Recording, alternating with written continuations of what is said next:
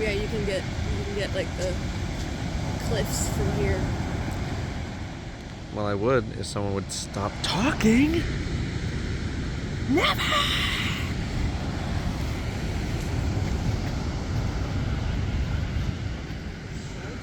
We'll climb that effing mountain over there, dude. I'm not gonna climb it. I'm gonna go down it. Yeah. And then I will slowly walk back up it. What are we doing? We're doing some rappelling. Gonna Or rappel. as the English and Australians call it, abseiling. Because obviously you're sailing with your abs, it just makes sense. Then I'm in trouble. How is rappelling making more sense than abseiling? Well, at least it doesn't have up in it. It doesn't have. What do you mean? Oh, it's abseiling, not upsailing. Ab. AB is what they say. Now you Abseiling. look like an idiot. Good job. You're dumb! Still, down sailing would make a lot more sense. That is true. She got a point there. See, I have the best name. Hi, it's me, Green Screen Datto, back again to tell you about some stuff that I did. Today we're in Malibu, California as I tactically rappel 200 feet down this cliff. Have I ever shown any interest in rappelling? No. Have I ever done it before? Also no. Is this something that I'm doing because Danielle knows someone who knows how to do it and I thought it would be interesting for content? You bet your ass it is. I hate sand. I effing hate sand. Call me Anakin, cause I hate sand. Because my fire video was taken down immediately by YouTube, I'm gonna preface this video by saying that what you're about to see was all done under the supervision of trained professionals, and that you should not do this without the same supervision. Oh God. Okay. No, we're good. Okay. Tactically rappelling down a cliff first requires you to, get on the cliff. So a brief 5-minute hike awaits us, followed by a horrifying trip around a giant rock about 10 feet away from the edge of the cliff. I didn't record that part because, I didn't want to fall off a 200-foot cliff. Here you go, Eddie. You look like a hype beast who got lost. You didn't turn it off. Oh. Okay. I gotta put the camera away for this one. It's pretty high. It's pretty high up.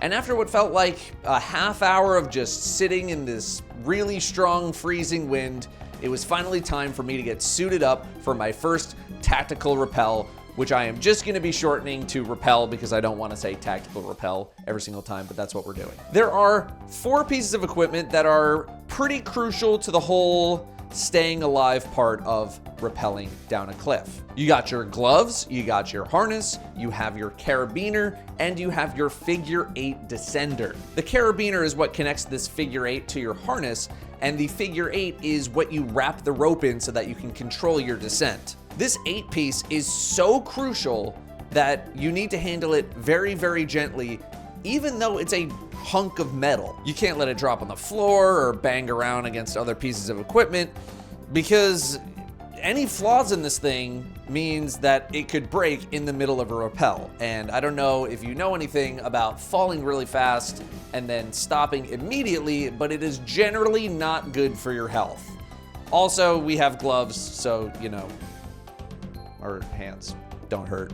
Now, I can't exactly show you everything that Sarah is showing here as she kind of charges for this course, but essentially 90% of the prep was spent doing this emergency knot that I would tie if I ever felt uncomfortable or just really, really needed to stop and not have to hold on to the rope anymore. In reality, if I ever actually had to do this, I would just simply let the rope go and just zoom down the cliff really, really fast, probably hurting myself in the process, because if you think I'm gonna tie something like that in the middle of a rappel, you're out of your mind. This entire process maybe took 10 minutes. So it doesn't actually take that much to learn how to rappel, at least in terms of the actual mechanics of doing it. Then comes the part where you actually rappel.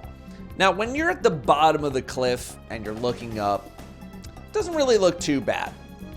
And getting lit on fire, something like that, didn't really faze me because there are so many safety protocols and pieces of equipment and so much prep that you go through that it almost feels impossible to get hurt. And I'm not really afraid of heights or anything. But things took a turn when I had to start inching my way out to get to the safety line so that I could start actually tying myself into the rope and rappel down the cliff. I had to inch my way over to this thing because it was on a slope. It wasn't just like you walk and it's a flat 90-degree turn down.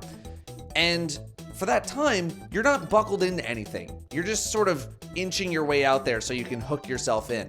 And apparently I was also wearing some of the worst possible shoes that you could be wearing for this, of which I did not know that I needed to bring a certain kind of shoes. Bring boots, by the way, if you do this. So that was another thing that kind of kept me really scared getting out to the safety line. This is the most horrifying part of the experience, followed by the second most horrifying part of the experience, which is getting buckled in and actually leaning backwards and learning to fully trust your equipment. Trusting your equipment is a big part of the experience because if you don't trust your equipment, then you're not going to be able to really do anything because you're too scared that the equipment is not going to work, it's not going to do its job, or it's not going to save you. And even though that I know I should be trusting my equipment and that nothing's gonna go wrong and everything's gonna be okay, I'm still 200 feet up a cliff with only 2 pieces of metal supporting me. 2 really small pieces of metal. Experts can descend this cliff in a matter of seconds. It took me 3 minutes to get down my first time. I struggled initially with trusting the equipment, but then also just figuring out the rhythm and the speed and the technique of trying to go down the cliff, of like holding the rope, not holding the rope, where to hold the rope, and also having to use my butt to like push down, because that's a big part of it too, is you want to kind of lean backwards and lean into your harness, which is a very scary thing if you've never done it before. This is my first rappel, and he's 180 feet up.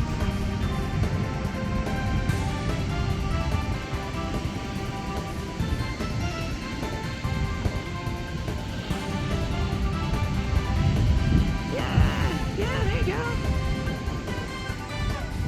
You're doing great, buddy. It's scary. There you go, yeah, sit into it a little more. There you go.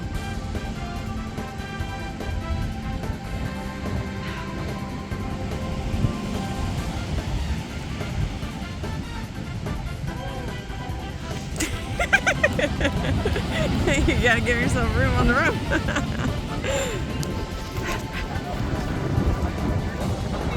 Wait. When you're just looking at the wall, you don't really feel like you're really almost climbing down it. It's almost like a treadmill almost. It's like I don't feel 180 feet in the air. I wasn't even really like looking that much.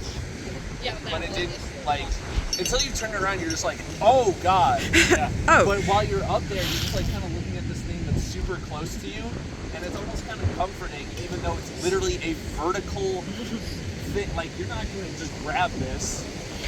So I don't know. It's just like you're kind of right there. You're still on some kind of a surface, so it just doesn't feel as bad. It like tricks your brain to thinking that you're upright. Yeah, almost. That's why anytime you do anything at heights, they always say look out in front of you. Like if you do bungee jumping or like skydiving, they make you see your head back, like anything is always out. Yeah. So now you've done a serious one, next time you're going to do a fun one. Oh yeah, Which is when you clap in, you can be like, oh my god, are these my last moments? Am I going to die? Am I safe? Make a bit more drama. Yeah. What were you calling it before? Ab walk? Abseiling. That's what we call it in the UK, Yeah, abseiling. halfway through, I was like, oh, this is what he was talking about. Abs. Yeah. It's more scary, like getting hooked into everything than it is actually coming down. Because like once you're in, like, and you get a feel, like you take a few steps, you're like, okay, I'm in. But like, We're literally just talking about that. Sliding down, we're like, okay, let's not die before the fun part here. So it's that first bit where you're like, and then once you feel it's got you, and you're in the equipment, you're fine. You're good to go. Well, That's why the first bit's always the worst. Right That's after the I bit got like, past that lip, I was like, okay, this thing's got me. Like, and you also have to trust that it has you, because if you don't, then you're just going to be paralyzed the whole time down. So.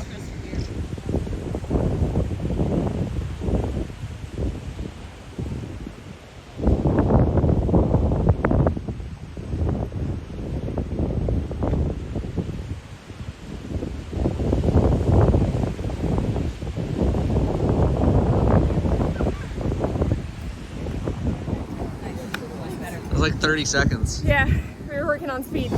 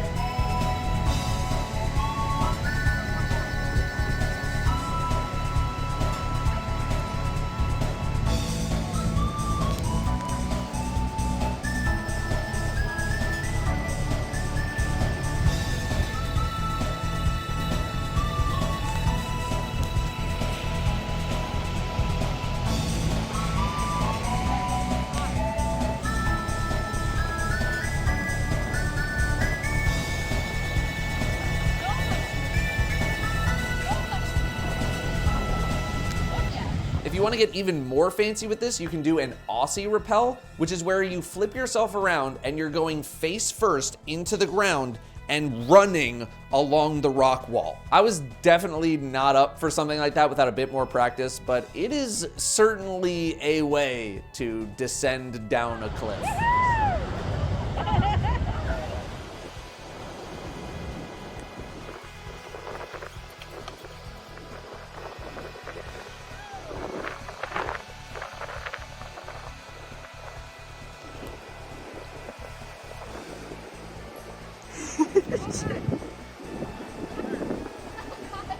So, how was your second one? Second one was a bit better. Look at my hand shaking. That's how think- tired I am Yeah.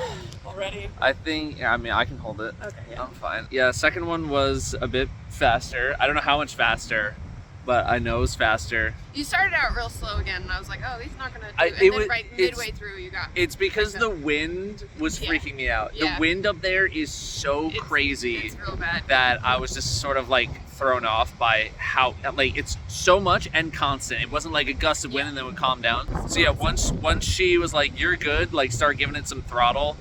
I was trying it first, but I was like, I just don't know what I'm doing. And she's like, you really got to sit back into it. Yeah. So I started sort of like bobbing up and down to kind of give myself a little bit of juice. And then once that got going, once I gave myself a little bit of speed, I was like, okay, now try to increase it more. Now try to increase it more. Now try to increase it more. Yeah. And again, looking at the wall Yeah. is like when you're not looking down and seeing how far you have to go, when you're just looking at the wall, you're just kind of like, "Doo-doo-doo-doo-doo, Yeah. I'm going down the wall." Yeah, she said like, oh, we're almost there. And I was like, okay, we're like halfway at best. And then I took like 3 more steps and we were done. Yeah, you were. And I was like, oh, we really were there. So yeah, I think I probably didn't get to under a minute, but I figured probably like at least cut it in half. Yeah. My time, so.